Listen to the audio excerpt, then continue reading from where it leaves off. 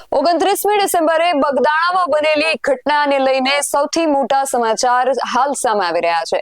અત્યાર સુધી જેના પર મુખ્ય આરોપ મૂકવામાં આવી રહ્યો હતો એ માયાભાઈના પુત્ર જયરાજ આહિરની અંતે હવે ધરપકડ કરવામાં આવી છે। શું છે સમગ્ર વિગત જાણીએ અહેવાલમાં। જય હિન્દ BSI ટીવી ન્યૂઝ પર આપની સાથે હું છું નિધિ ગઢવી। બગદાણાની અંદર નવનીત બાલદિયા ઉપર જે હુમલો કરવામાં આવ્યો હતો એમનું કહેવું હતું ને એમનો આક્ષેપ સીધો જ માયાભાઈ આહિરના પુત્ર જયરાજ આહિર પર હતો, પરંતુ આટલા દિવસથી પોલીસની જે તપાસ છે એ મૌન સાથે ચાલી રહી હતી અને પોલીસનું જે આ મૌન છે એ કેટલાય પ્રશ્નો ઉભા કરી રહ્યા હતા અને કોળી સમાજની અંદર જે રોષ છે એ દિવસે ને દિવસે વધી રહ્યો હતો।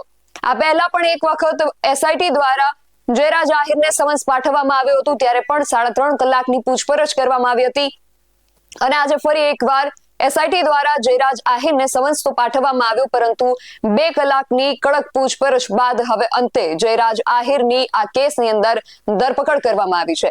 આ સમગ્ર કેસની વિગતો આપતા પોલીસ અધિકારી શું કહી રહ્યા છે સીધા તેમને સાંભળીએ। બગદાણા પોલીસ સ્ટેશનમાં જે ગુનો નોંધાયેલો છે આપ લોકો જાણો છો, અત્યાર સુધીમાં સીટે પહેલા શરૂઆતમાં 8 આરોપીઓની ધરપકડ કરવામાં આવી હતી અને બાકીના કેટલાક આરોપીઓની પણ ધરપકડ અત્યારે કરવામાં આવી છે।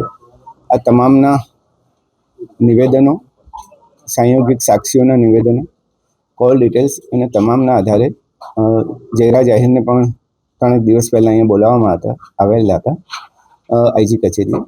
એમની પૂછપરછ ચાલેલી હતી અને ત્યારબાદ પણ બીજા 2 આરોપીઓની ધરપકડ સીટે કરેલી હતી અને તમામ પુરાવાઓને અત્યારે ધ્યાને લેવામાં આવ્યા અને આજે સવારથી જ SITએ સાથે તમામ પુરાવાઓની ચકાસણી કરી હતી અને ચકાસણીના અંતે કેટલીક બાબતો સ્પષ્ટ કરવા માટે જયરાજ આહિરને ફરીથી અત્યારે સમન્સ પાઠવવામાં આવ્યું છે અને સમન્સના આધારે તેમની પૂછપરછ બાદ તમામ SITની ટીમને ચોક્કસપણે લાગ્યું છે કે આમાં પ્રાથમિક પુરાવા પૂરતા છે કે જેમાંથી જયરાજ આહિરની અમે ધરપકડ કરી શકીએ, એટલે આજરોજ એમની ધરપકડ કરવામાં આવી છે।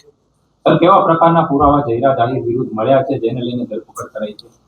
શરૂઆતના તબક્કામાં જ્યારે SITએ આ તપાસ કરી હતી ત્યારે પણ કેટલાક પુરાવાઓ જે હતા જેની મૂલવણી અમે કરવામાં આવી હતી અને ત્યારબાદ જે 8 આરોપીઓની ફર્ધર પૂછપરછ કરવામાં આવી એમાં પણ કેટલીક સંડોવણીઓ જણાવી હતી અને ત્યારબાદ બીજા 2 આરોપીઓની ધરપકડ કરવામાં આવી। એના પછી પણ 2 મહત્વના સાક્ષીઓના નિવેદનો પણ લેવામાં આવ્યા અને અન્ય ટેકનિકલ પુરાવો પણ પ્રાપ્ત થયો છે કે જે FSLની વેરિફિકેશન માટે જરૂરી છે, પણ એ પુરાવો પણ અમે ધ્યાને લીધો છે।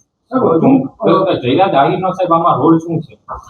જે જયરાજ આહિરનો રોલ તમે જે પૂછો છે એ પ્રમાણે છે કે ઘટના તમે જાણો છો કે બુટલેગરે હુમલો કર્યો અને કોઈ બાતમીના આધારે સત્ય દેખાઈ રહી નથી। એકચ્યુઅલી જે આરોપીઓ જે છે રાજુ, નાજુ અને અન્ય લોકો પણ એ પણ જયરાજ આહિરના સંપર્કમાં પહેલેથી જ હતા અને મોટા ભાગે એ તમામનું અને જયરાજ આહિરનું પોતાનું પણ રોષ હોવાનું કારણ સ્પષ્ટ થયું છે।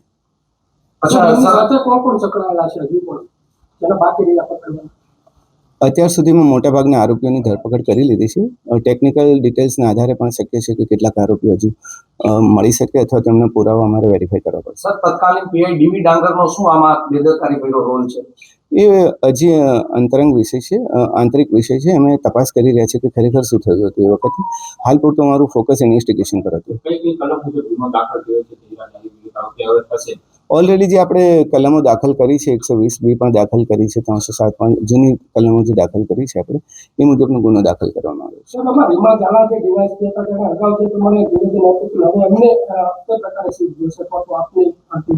અત્યારે પ્રાથમિક તપાસ SP શ્રીને સોંપવામાં આવી છે, એનો રિપોર્ટ આવતા વાર લાગશે। જયરાજ આહિરે જ હુમલો કરાવ્યો છે કે બીજી કોઈ ટેકનિકલના આધારે એની ધરપકડ કરી છે, એના આધારે કરી છે? પ્રાથમિક માહિતીઓ, નિવેદનો, કોલ ડિટેલ્સ, એકબીજાના લોકેશન્સ, એકબીજાના સંપર્કોના આધારે તમામ લોકો હુમલામાં સંડોવણી ધરાવે છે। અચ્છા સાહેબ, આરોપીઓ છે તે માર મારતી વખતે વિડીયો કોલ કર્યો હતો, કોને વિડીયો કોલમાં બતાવી રહ્યા હતા? વિડીયો કોલની તથ્યો તપાસવા માટે અમારે IPDR મંગાવવું પડે અને IPDR અમે માંગ્યા છે, આવતા વાર લાગશે, ત્યાર પછી સ્પષ્ટ થશે। અચ્છા સર, એવી પણ માહિતી છે જે દિવસે રિકન્સ્ટ્રક્શન કરવામાં આવ્યું હતું ત્યારે 2 શખ્સો છે તે થેલો ભરીને પૈસા લાવ્યા હતા અને મોબાઈલ લાવ્યા હતા। પોલીસ એવું કહી રહી હતી કે અમે જ બોલાવ્યા છે, તો મોબાઈલ શું બદલાવી નાખ્યા છે? કેટલીક વાતો જે આવી હતી મેં વેરિફિકેશન કર્યું હતું અને તમામના સાચા મોબાઈલ અમે રિકવર કરી લીધા છે। અચ્છા સાહેબ, જયરાજ આહિરનો સાચો મોબાઈલ છે તે મહુવાના કોઈ વ્યક્તિ પાસેથી મળ્યો છે? ના, હજી એવી ડિટેલ અમારી પાસે નથી। કેટલા દિવસ વીતવાનું કારણ શું? 26 દિવસ પછી ધરપકડ તમામ પુરાવાનો અમે ધ્યાન લીધેલું હતું. પહેલા 4-5 દિવસ જે 2-3 દિવસની તપાસ ચાલી, ત્યારબાદ ફરીથી અમે તમામ તથ્યોને રિકન્સ્ટ્રક્શન અમારી રીતે કરેલા હતા. તમામ નિવેદનો પણ ફરીથી કરવામાં આવ્યા હતા અને થોડું ઇન્વેસ્ટિગેશનમાં એવો પણ ટાઈમ નથી લાગ્યો જેવું તમે કહો છો. અચ્છા સર, એવી પણ વાત છે કે આમાં જે 8 આરોપી છે તે પૈકીના 6 આરોપી છે તે બોગસ આવી ગયા છે. તેમાં કેટલી સત્યતા? એ હજી સુધી તપાસના તથ્યો અમે ચકાસી રહ્યા છીએ, એવું હજી સુધી નીકળ્યું નથી. સાહેબ, પ્રાથમિક તપાસમાં એવું લાગી રહ્યું છે કે જે ડીવી ડાંગર છે તત્કાલીન પીઆઈ તેમજ જે ડીવાયએસપી હતા તત્કાલીન રીમાબા ઝાલા તેમની આમાં છે તે બેદરકારી છે. એ તપાસનો વિષય અમે એસપીસીને સોંપેલો છે, એનો રિપોર્ટ આવતા વાર લાગશે. નવનીત બાલાજીએ જે પુરાવા આપ્યા એના આધારે જયરાજ આહિર સામે જે પુરાવા મળ્યા છે કે પછી કોઈ અને તમામ પુરાવા અમે કહીએ કે તમામ પુરાવાઓને ધ્યાને લીધા છે. જેટલા આરોપીઓ પકડાયા, જેટલા સાક્ષીઓ મળ્યા, ફરિયાદીના નિવેદનો અને તમામનું અને ટેકનિકલ ડિટેલ્સ, લોકેશન્સને આધારે પણ તમને જે પ્રેસ નોટ આપવામાં આવી છે એમાં તમામનો ઉલ્લેખ છે. સર, ચેતન આપા અને રામભાઈ વાળાનો શું રોલ હતો આ કેસમાં? એ એક મહત્વના સાક્ષીઓ છે. સર, તપાસ દરમિયાન સોશિયલ મીડિયામાં ઘણા લોકોએ આક્ષેપ કર્યા છે. કોઈ તમારી સામે આવ્યું છે? કઈ ટાઈપના આક્ષેપો? જે માર માર્યો હોય, મકાન પાડી દીધા હોય, ધાક ધમકી આપી અને અમારી પાસે એવા અને કોઈ મહત્વની સાહેબ વાત એ હતી કે કેટલા સમયગાળા દરમિયાન સોશિયલ મીડિયામાં વૈમનસ્ય ફેલાવે એવી ઘણી બધી પોસ્ટ વાયરલ થઈ હતી. તો એ માટે પોલીસે કઈ કાર્યવાહી કરી હોય અથવા કરવાના હોય, કારણ કે બે સમુદાય વચ્ચે એસઆઈટીનું કામ અત્યારે સઘન તપાસનું હતું. અમે એસઆઈટીની રચના ઓબ્જેક્ટિવલી ફક્ત ને ફક્ત તપાસના તથ્યો પર ધ્યાન રાખવાનું હતું. લોકલ પોલીસ ડેફિનેટલી કાર્યવાહી કરશે. પરિવાર આરોપીના પરિવારજનો જણાવ્યું હતું કે તેમના ઘરે પોલીસ અધિકારી પણ ગયા હતા. એ વાતમાં એ બાબતને અમે ધ્યાને લીધી છે અને એની પણ ચકાસણી થઈ રહી છે. અચ્છા સર, જયરાજ આહિરના ફાર્મ હાઉસનો વિડીયો વાયરલ થયો હતો, તેમાં પણ આ કેસના 2 આરોપી ત્યાં બેઠા છે. આ કાવતરું સમગ્ર ક્યાંથી ઘડાયું હતું સાહેબ? એ કાવતરાની ટોટલ તપાસ અમે જ્યાં હજી થોડી વાર લાગશે, અમારે પુરાવાઓ અને ટેકનિકલ ડિટેલ્સની સાથે પછી તમને સિલસિલાબંધ હકીકતો અમે તમને પછી જ આપી શકીશ. અચ્છા સર, કેટલો ટાઈમમાં વિગત આ મીડિયાને આપશો સામે? ડેડલાઇન નહીં કહી શકાય. ઓકે સાહેબ, હવે ખાસ કરીને આજે તમે જ્યારે ખુલાસો કર્યો છે જયરાજ આહિર આરોપી બને છે, બંને સમાજ વચ્ચે વૈમનસ્ય હવે ઊભું ન થાય તેને લઈને ભાવનગર પોલીસનો શું રોલ રહેશે?